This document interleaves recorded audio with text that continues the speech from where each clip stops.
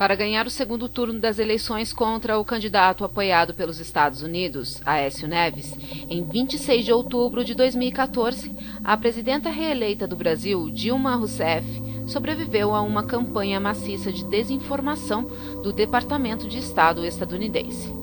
Não obstante, já está claro que Washington abriu uma nova ofensiva contra um dos líderes do BRICS, o grupo não alinhado de economias emergentes: Brasil, Rússia, Índia, China e África do Sul. Com a campanha de guerra financeira total dos Estados Unidos para enfraquecer a Rússia de Putin e uma série de desestabilizações visando a China, inclusive, mais recentemente, a Revolução dos Guarda-Chuvas, financiada pelos Estados Unidos em Hong Kong.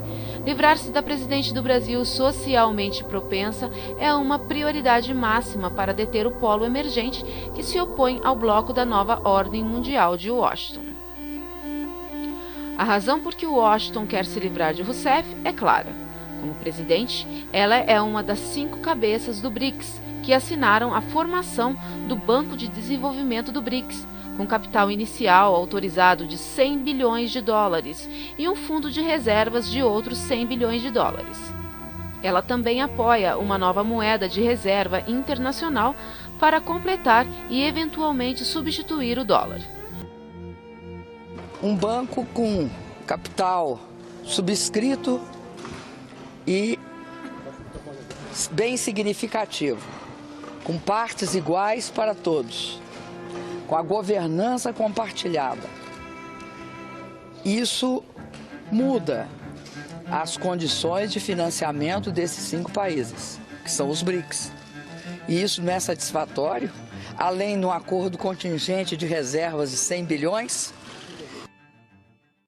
No Brasil, ela é apoiada por milhões de brasileiros mais pobres, que foram tirados da pobreza por seus vários programas, especialmente o Bolsa Família, um programa de subsídio econômico para mães e famílias de baixa renda.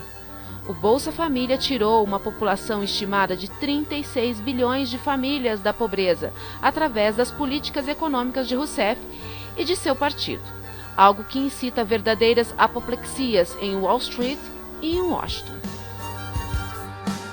Apoiado pelos Estados Unidos, seu rival na campanha, Aécio Neves, do Partido da Social Democracia Brasileira, PSDB, serve aos interesses dos magnatas e de seus aliados de Washington.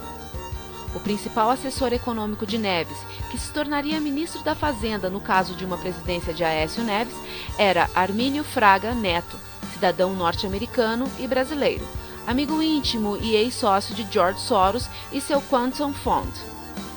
O principal conselheiro de Neves, e provavelmente seu ministro das Relações Exteriores, tivesse ele ganhado as eleições, era Rubens Antônio Barbosa, ex-embaixador em Washington e hoje diretor da ASG em São Paulo. A ASG é o grupo de consultores de Madeleine Albright, ex-secretária de Estado norte-americana durante o bombardeio da Iugoslávia em 1999. Albright, dirigente do principal grupo de reflexão dos Estados Unidos, o Conselho sobre Relações Exteriores, também é presidente da primeira ONG da Revolução Colorida, financiada pelo governo dos Estados Unidos, o Instituto Democrático Nacional. Não é de se surpreender que Barbosa tenha conclamado, numa campanha recente, o fortalecimento das relações Brasil-Estados Unidos e a degradação dos fortes laços Brasil-China, desenvolvidos por Dilma Rousseff na esteira das revelações sobre a espionagem norte-americana da Agência de Segurança Nacional, NSA, contra Rousseff e seu governo.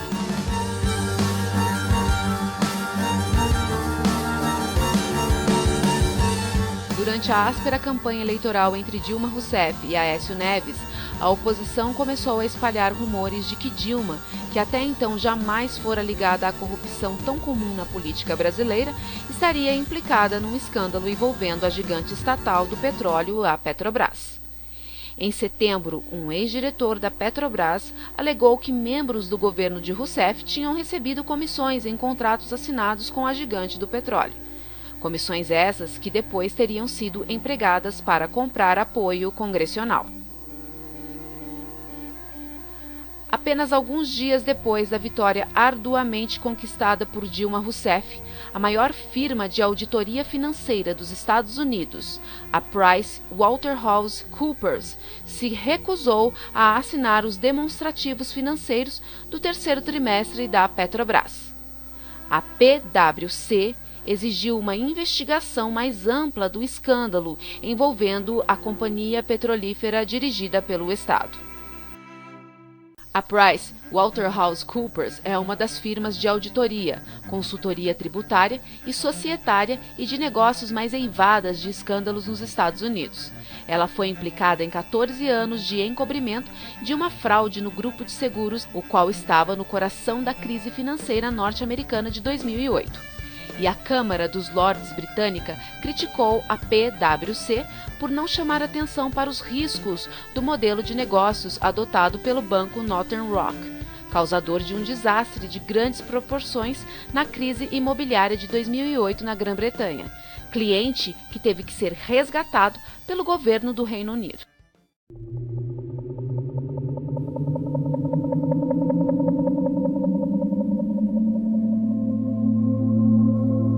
Não foi apenas a aliança de Dilma com os países dos BRICS que fez dela um alvo principal da política de desestabilização de Washington.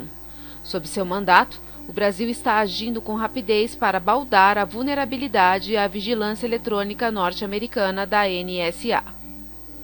Dias após a sua reeleição, a companhia estatal Telebrás anunciou planos para a construção de um cabo submarino de telecomunicações por fibra ótica com Portugal através do Atlântico.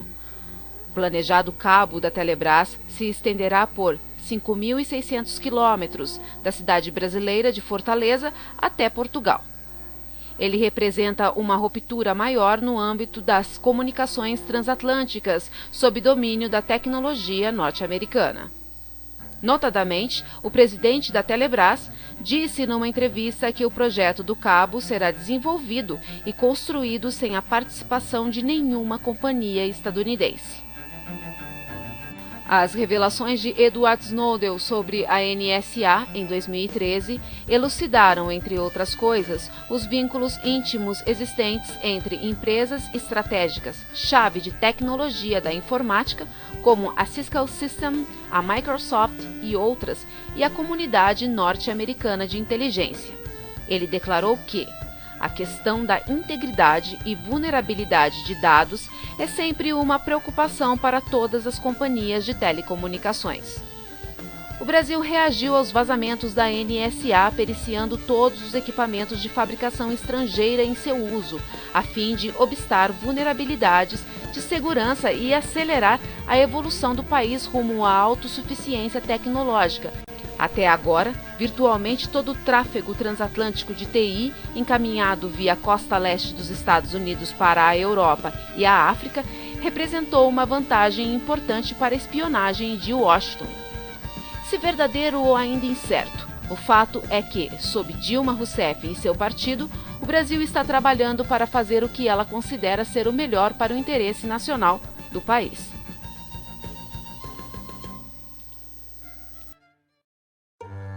O Brasil também está se livrando do domínio anglo-americano sobre sua exploração de petróleo e de gás. No final de 2007, a Petrobras descobriu o que considerou ser uma nova e enorme bacia de petróleo de alta qualidade na plataforma continental no mar territorial brasileiro da Bacia de Santos. Desde então, a Petrobras perfurou 11 poços de petróleo nessa bacia, todos bem-sucedidos. Somente em Tupi e em Iara, a Petrobras estima que haja entre 8 a 12 bilhões de barris de óleo recuperável, o que pode quase dobrar as reservas brasileiras atuais de petróleo. No total, a plataforma continental do Brasil pode conter mais de 100 bilhões de barris de petróleo, transformando o país numa potência de petróleo e gás de primeira grandeza, algo que a Exxon e a Chevron, as gigantes do petróleo norte-americano, se esforçaram arduamente para controlar. Em 2009, segundo carbogramas diplomáticos norte-americanos vazados e publicados pela Wikileaks, a Exxon e a Chevron foram assinaladas pelo consulado estadunidense no Rio de Janeiro por estarem tentando, em vão, alterar a lei proposta pelo mentor e predecessor de Rousseff em seu Partido dos Trabalhadores, o presidente Luiz Inácio Lula da Silva, ou Lula, como ele é chamado. Foi revelado pela Wikileaks que José Serra, o então candidato do PSDB que competia contra Dilma pela presidência, prometera confidencialmente à Chevron que, se eleito, afastaria a Petrobras do pré-sal para dar espaço às petroleiras estadunidenses. Essa lei de 2009 tornava a estatal Petrobras operadora-chefe de todos os blocos no mar territorial. Washington e as gigantes estadunidenses do petróleo ficaram furiosos ao perderem controle-chave sobre a descoberta da potencialmente maior jazida individual de petróleo em décadas. Para tornar as coisas piores aos olhos de Washington, Lula não apenas afastou a ExxonMobil e a Chevron de suas posições de controle em favor da estatal Petrobras, como também abriu a exploração do petróleo brasileiro aos chineses, como parte de uma aliança estratégica entre a China e o Brasil, precursora da atual organização do BRICS. Em 2012, uma perfuração conjunta fez uma descoberta de importância maior em Pão de Açúcar. Esta última, uma das 10 maiores descobertas do mundo em 2011. As maiores empresas do petróleo estadunidense e britânicas absolutamente sequer estavam presentes. Com o aprofundamento das relações entre o governo de Rousseff e a China, bem como com a Rússia e com os outros parceiros do BRICS, em maio de 2013, o vice-presidente dos Estados Unidos, Joe Biden, veio ao Brasil com sua agenda focada no desenvolvimento de gás e petróleo. Ele se encontrou com a presidenta Dilma Rousseff. Embora pouca coisa tenha sido dita publicamente, Rousseff se recusou a reverter a lei do petróleo de 2009 de maneira a adequá-la aos interesses de Washington. Dias depois da visita do vice-presidente estadunidense, surgiram as revelações de Snowden sobre a NSA, de que os Estados Unidos também estavam espionando Rousseff e os funcionários de alto escalão da Petrobras. Ela ficou furiosa e, naquele mês de setembro, denunciou a administração Obama diante da Assembleia Geral da ONU por violação da lei internacional. Em protesto, ela cancelou uma visita programada a Washington. Depois disso, as relações Estados Unidos-Brasil sofreram grave resfriamento. Antes da visita do vice-presidente norte-americano, em maio de 2013, Dilma Rousseff tinha uma taxa de popularidade de 70%. Menos de 2 semanas depois da visita de Biden ao Brasil, protestos em escala nacional, convocados por um grupo bem organizado, chamado Movimento Passe Livre, relativos a um aumento nominal de 10% nas passagens de ônibus, levaram o país virtualmente a uma paralisação. Os protestos ostentavam a marca de uma típica revolução colorida ou desestabilização via rede social.